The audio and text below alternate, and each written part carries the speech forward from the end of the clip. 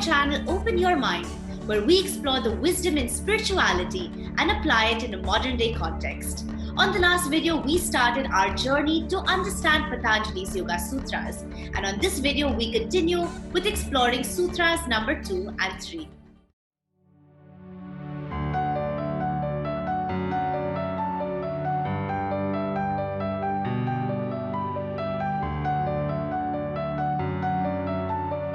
So you mentioned, yes, the second sutra, Chitta Vritti Nirodha, if I'm not mistaken. Right. Can we start to understand this a little bit? What does the word Chitta mean, and what is the significance of this sutra? Right. So the word Chitta, basically we can understand as a consciousness, because we don't have actual word for Chitta in English dictionary. Okay. So Chitta means consciousness. Vritti, the word Vritti means modifications or waves. Simply, if in a still water of pond, if I drop a stone, so this stone creates waves in the water, right? Yes. Similarly, our brain, our consciousness is creating waves, electromagnetic waves, which are my thoughts, my images, my perceptions, my memory, and all rest of it, right? Right. So my consciousness, my chitta, which is a combination of my ego, my wisdom, my memories, my mind, and everything, right? All Right. together.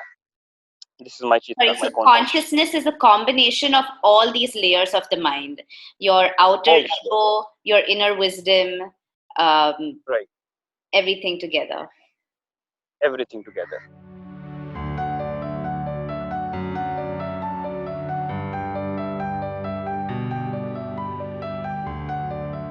So the thing which is very important to understand about chitta, that chitta is myself. Myself exists into this chitta modifications waves, means into the waves of my consciousness. My identity exists there, and this identity is not real identity. This identity I got from outside world. Right. My parents, my teachers, my friends, my colleagues, they all have given me this identity. My job, my country, my birthplace, they all have given me this identity. Yes. It's not my real. Yes. It's a part of images, because vrittis are the combination of all the images. And the movement of the images, you can say they are the vrittis or the waves. So this is what chitta vritti is. When there is a control on this all modifications of the vrittis, all these waves, and there is a control, then you are a yogi. Right. When they are seized. So chitta means there is your mind, your consciousness, which is your ego and wisdom, and vritti is the waves, the frequencies within your mind, which are Exactly. created by an outside impact on you. It's not an internal impact, it's an outside impact. That's why there are vritti. Is that right? Yeah, right. So identity is an idea, not a fact. Right. And what about the entire thing? Chitta, vritti, nirodha. So what about nirodha? Nirodha means control. When they are controlled, you are a yogi. The Right. word nirodha means to seize, to control something, to stop it, to make it stop.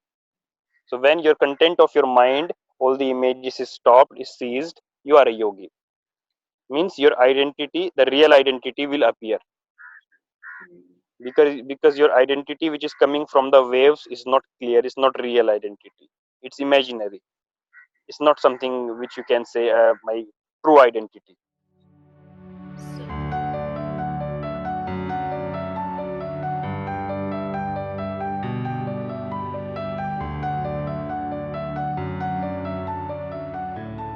So according to yoga philosophy, what is this true identity? So Patanjali explain it in the next sutra.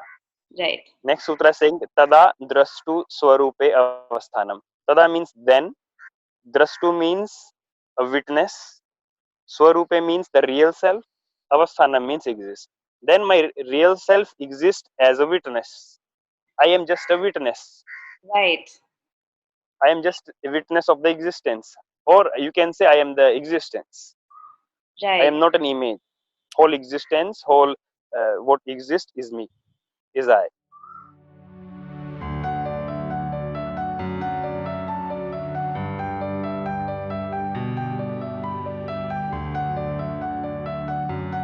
important. Let's talk about it in some practical terms. What does it mean? How to apply it to our lives? I think I had a small experience of this recently where after reading all these texts and understanding this concept that you are a witness to whatever is happening in your life. So I had a moment where I was very stressed about something. Something happened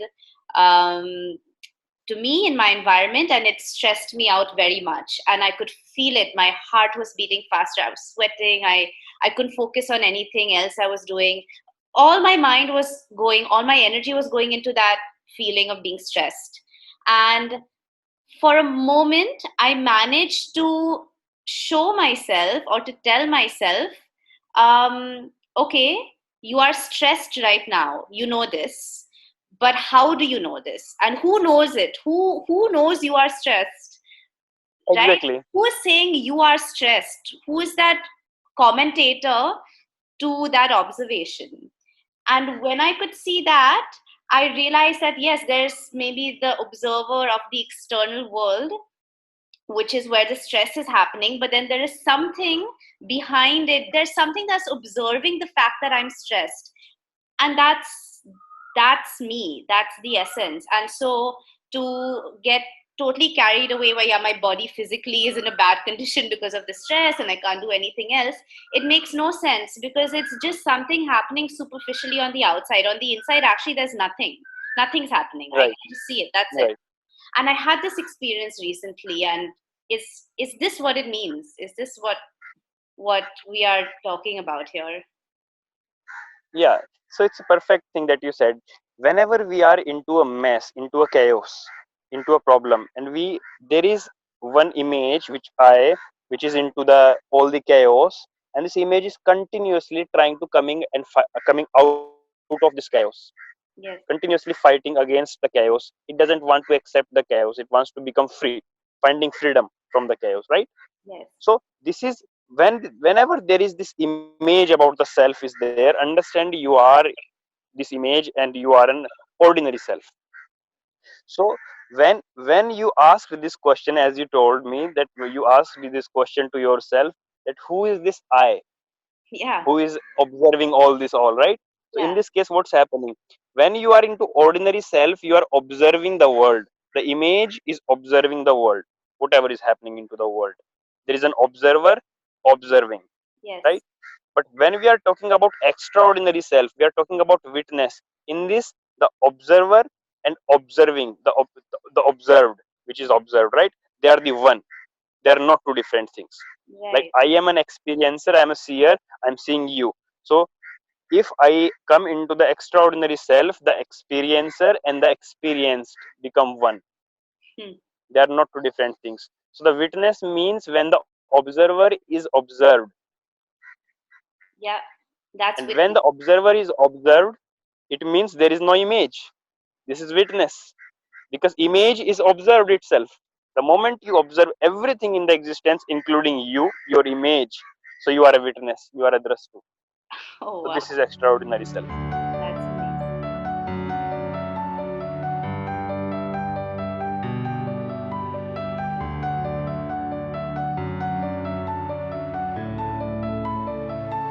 We all have the capacity to be We a all have witness. capacity. So how do we develop this Exactly. capacity? How do we do that? Yeah. Only by losing the principles of ordinary self. Again, I'm repeating, only by losing the principles of ordinary self, extraordinary self can be developed. The Hmm. principles of ordinary self are always based on desires, Right. based on accepting and not accepting, means attachment and detachment, means you are attached with future result, you are Yes. detached with what is in present. You don't want it as it is, Yes. you want something better, Yes. right? So if you can drop down all the characteristics of ordinary self, means if you don't desire to become, you Yes. are like, I'm okay not to become. If you have this capacity not to choose to do something, like you're not choosing anything, for an example, right now in this moment, you Yes. don't choose to become something in this moment, for an example. So the moment you established into this consciousness where there is nothing is chosen, nothing is demanded, Yes. there is no desire of the future, no desire of the result, only doings are there. So Right. you established into witness, Right. you become witness, you become extraordinary self. So in Bhagavad Gita, so here Shri Krishna, the yogi, is explaining to his disciple Arjuna. He's saying, if you are doing an action, don't desire the fruit of the result or the result of the action. Don't desire the fruit. Do Right. the actions and don't care about the fruit. Means your mind is not very much attached with the result. Right. So who You're is not doing the thinking to action? the future that once the Exactly. result comes, this will happen. You're only thinking right now about your current action. Right. And you become witness if you are able to do it. You are completely observing everything. You are an observer then. The highest observer, which I am using a word witness. Yes.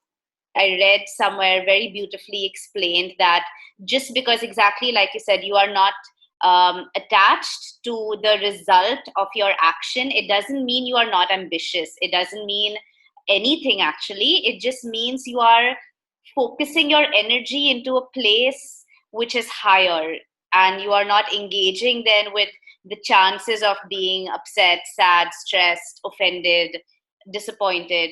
Your energy goes to a higher level. So, Higher level, which is existing in this present moment, right. which is So, not somewhere in future, which is here and now.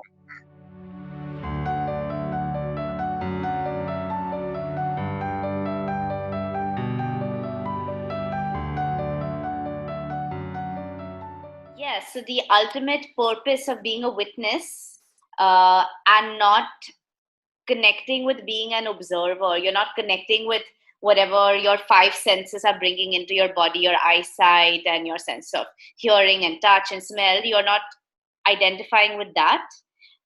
So the purpose of just being a witness to those things instead of identifying with them is what exactly? Why should we divert that energy into being a witness instead of engaging with the sensations? Witness is important because as long as you are not a witness, you are living an ordinary life. With ordinary self, we are not able to solve the root basic problems of the life. Right. Only the problems can be hidden. You can hide, you can run away from problems. For a while you can have some pleasure, for a while you can have some happiness moments, but it's not ultimate freedom from the problems, right? Yes. If I want to become free from the problems, if I want to live as a like the bird which is flying in the sky freely completely, if I want to live a life with total freedom, then I have to develop the extraordinary sense. Hmm.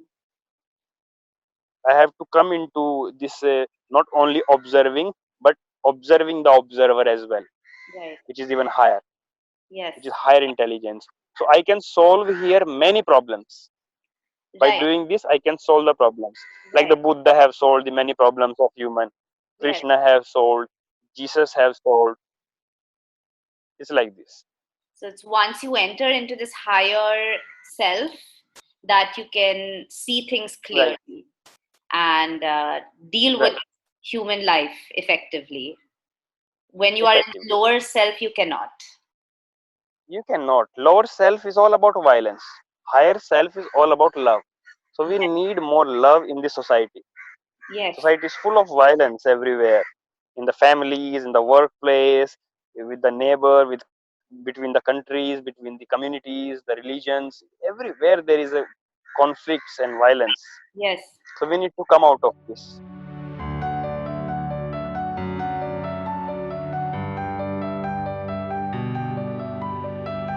I read again somewhere by some spiritual leader. The topic was discussion of what is a miracle, and they said that a miracle is Right, when your life state shifts from living in a state of fear to living in a state of love. This is a right. miracle. That's the only Exactly. miracle that exists. Exactly. So I think, Exactly. Very beautifully said. yeah, I think it's, That's the only miracle. wow, that's amazing. Yeah. Vishu, thank you so much. I'll just ask you to quickly summarize. We have covered the first three sutras in the first chapter, Right. Samadhi Pada. So can you just quickly Right. summarize these three so we can have a Yes. strong takeaway from today's conversation? Yoga is a technology to to get freedom from the conflicts. And when we study the Yoga Sutras at the beginning, we come to understand that yoga is a discipline of being in now, being present, a Yes. discipline. And we understand the word discipline means having a capacity to be, have a capacity to learn, to know something, right? Yes. Second sutra is saying yoga is a cessation of all the mind modifications, chitta vrittis, consciousness, modifications, control. So when I have control on the images of my head, I am a yogi, which is a definition of yoga, Right. right?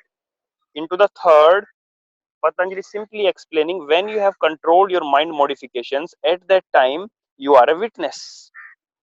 You are not an image. Your actual reality, which is you are a witness, is appearing now. Hmm. So this is the three things we discussed today. I hope it helps you to understand and others. Yes, absolutely. Thank you so much, Vishu. That was really interesting. Such an exciting journey to study step by step the Yoga Sutra. So, in our next conversation, we will take it further and start with the next sutra, which is Sutra number 4. Thank you so much for watching. We hope you enjoyed this video. If you found this conversation valuable, do hit the subscribe button below, comment, like, and share this video. Now, so far, we've explored the hidden wisdom in the first 3 of Patanjali's Yoga Sutras. Join us again next time to open your mind as we discover Sutra number 4 and 5. See you soon.